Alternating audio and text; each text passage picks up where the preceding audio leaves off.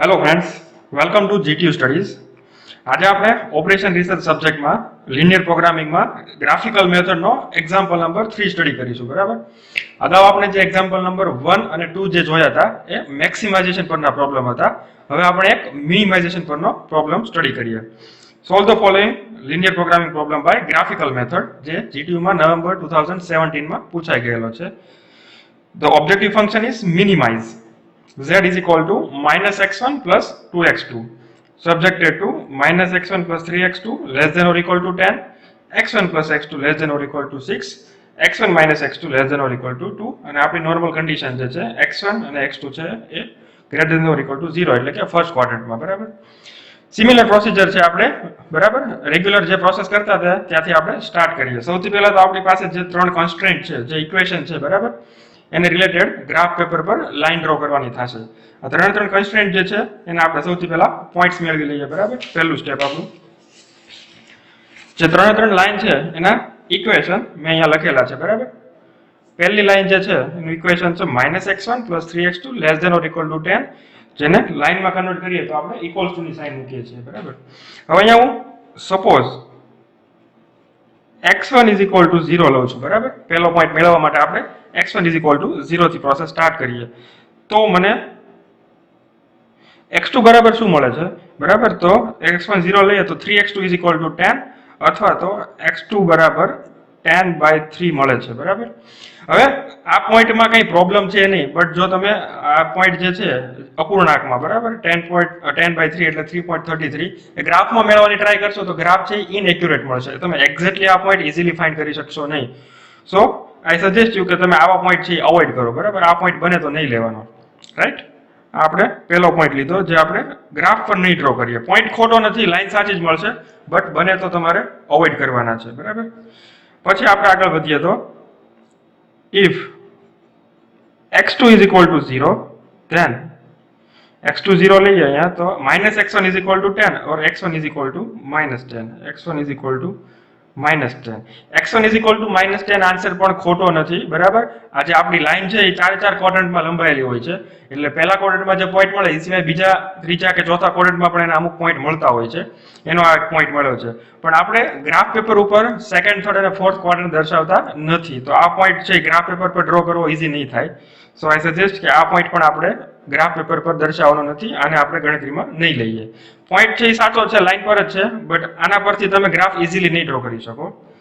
ચાલો, તો એના માટે શું કરશું, હજી કોઈક પોઈન્ટ વિચારીએ. બરાબર, હવે અહીંયા હું suppose x1 is equal to 2 લઉં છું. બરાબર, તો અહીંયા શું આવે છે -2 + 3x2 is equal to 10. -2 આ સાઈડ જાય તો +2 થઈ જાય, એટલે 3x2 is equal to 10 + 2, 3x2 is equal to 12 મળે છે.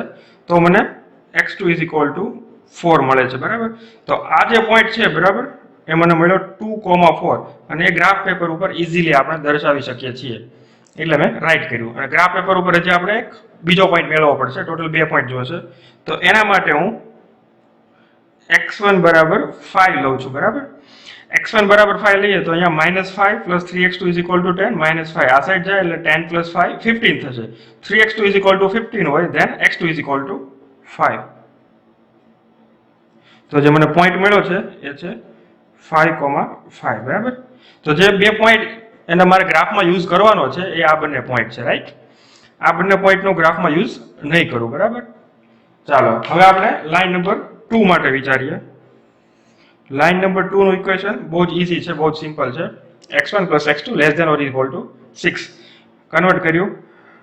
અહીંયા આપણે if x1 is equal to 0 તો x2 બરાબર મળશે 6, અને જે પોઈન્ટ મળે છે એ છે 0,6. બરાબર, એન્ડ આનો ગ્રાફમાં આપણે યુઝ કરી શકીએ છીએ. અને પછી આપણે x2 બરાબર 0 લઈએ, અહીંયા હું 0 મૂકું છું તો x1 બરાબર 6 મળશે મને, અને પોઈન્ટ મને જે મળે છે 6,0, જે ગ્રાફમાં ઇઝીલી યુઝ થઈ શકે છે. બરાબર, આ લાઈનમાં કોઈ પ્રોબ્લેમ નહીં આવે. આ લાઈન વિશે વિચારીએ તો number 3, if x1 is equal to 0, x2 is equal to 0 મૂકીએ અહીંયા તો -x2 is equal to 2 or x2 is equal to -2. બરાબર, તો પોઈન્ટ મળે છે 0,-2. that is not suggestible.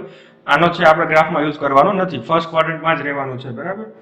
હવે હું x2 ઇઝ ઇક્વલ ટુ 0 મૂકું છું, તો x1 કેટલા મળે, અહીંયા 0 મૂકીએ તો x1 ઇઝ ઇક્વલ ટુ 2 મળે છે, તો 2 મળે છે, તો પોઈન્ટ ઇઝ 2,0. આનો આપણે ગ્રાફમાં યુઝ કરી શકીએ. અને હવે મારે કોઈ ત્રીજો પોઈન્ટ મેળવવો હોય, બરાબર, તો હું કોઈ પણ વેલ્યુ લઈ શકું રેન્ડમલી, બટ તમે થોડા ઇક્વેશન સોલ્વ કરશો એના પરથી તમને આઈડિયા આવી જશે કે કયા પોઈન્ટ છે એ કઈ લાઈન માટે ફર્સ્ટ ક્વાડ્રન્ટમાં મળે. ઇટ નીડ સમ પ્રેક્ટિસ, બરાબર. અહીંયા સિમ્પલી વિચારીએ તો x2 કરતા x1 ની વેલ્યુ છે એ 2.2 જેટલી વધુ રાખવાની, એટલે છે આપણને પોઝિટિવ મળશે, એટલે ફર્સ્ટ ક્વાડ્રન્ટમાં મળશે. એટલે x1 ની વેલ્યુ હું 2 થી વધુ કાંઈ પણ લઈ શકું, 3 લઈ શકું, 4 લઈ શકું, 5 લઈ શકું, તો આન્સર છે એ માઇનસમાં નહીં આવે, બરાબર. તો હું અત્યારે લઉં છું x1 ઇઝ ઇક્વલ ટુ 4, તો x2 બરાબર કેટલા આવે, આ 4 જે છે, બરાબર, એને પેલી સાઈડ જવા દઈએ, એટલે 2 - 4, બરાબર, એટલે -2, એટલે -x2 is equal to -2, then x2 is equal to 2. તો પોઈન્ટ ઇઝ 4,2, બરાબર. That is our second point.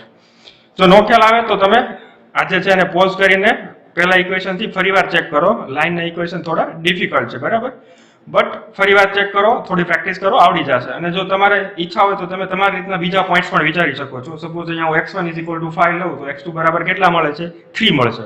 તો એ પોઈન્ટ પરથી પણ તમે લાઈન ડ્રો કરો તો એ સાચી જ છે, લાઈનમાં કોઈ ચેન્જ આવશે નહીં. બટ લાઈન માટે આપણે મિનિમમ 2 પોઈન્ટ જોશે, બરાબર. દરેક લાઈન માટે આપણે 2 પોઈન્ટ હવે મેળવી લીધા છે.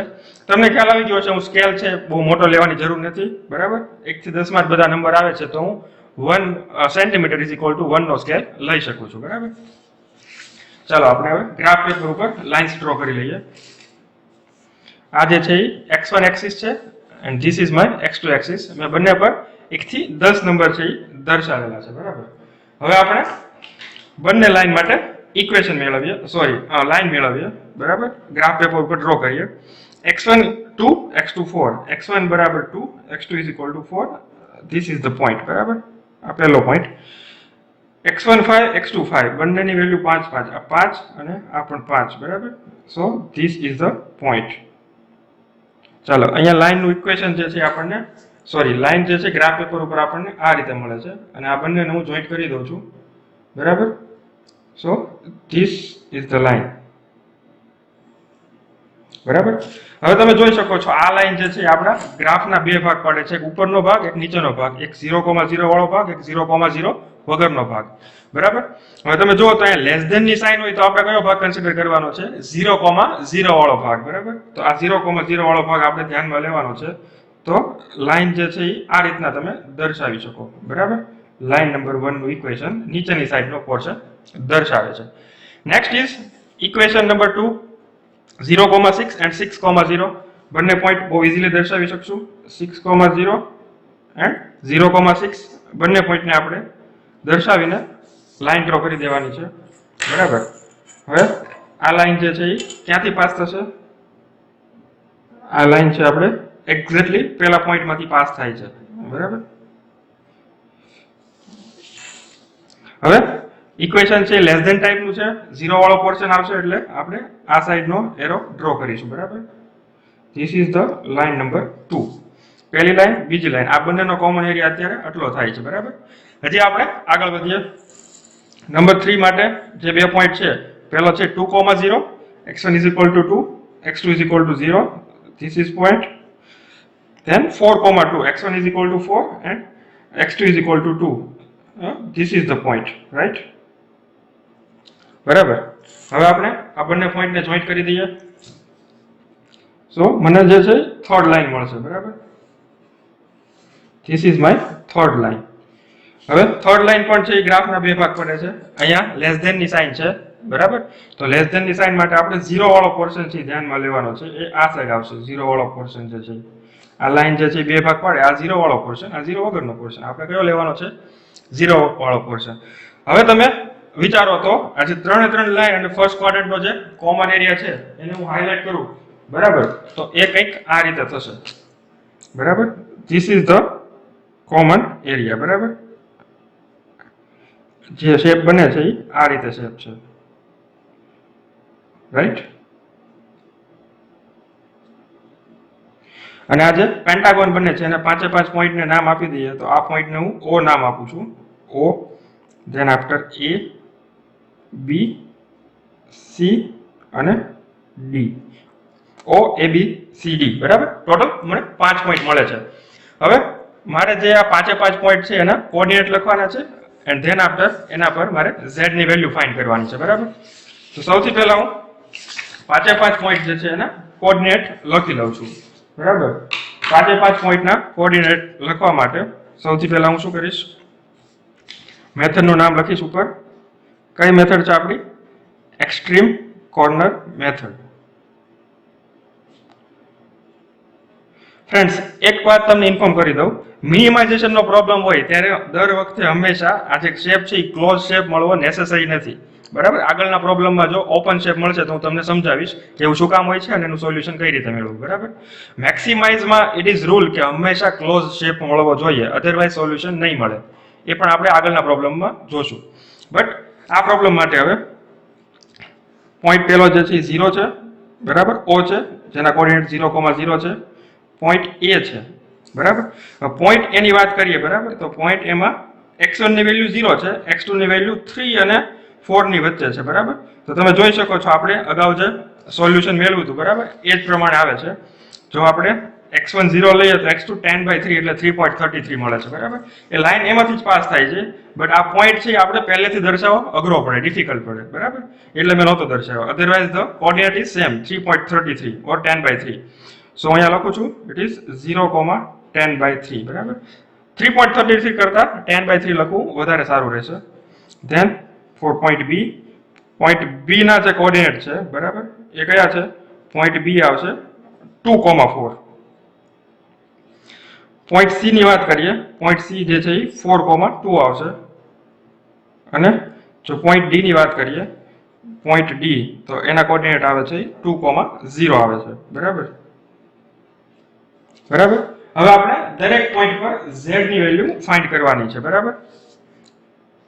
Find the value of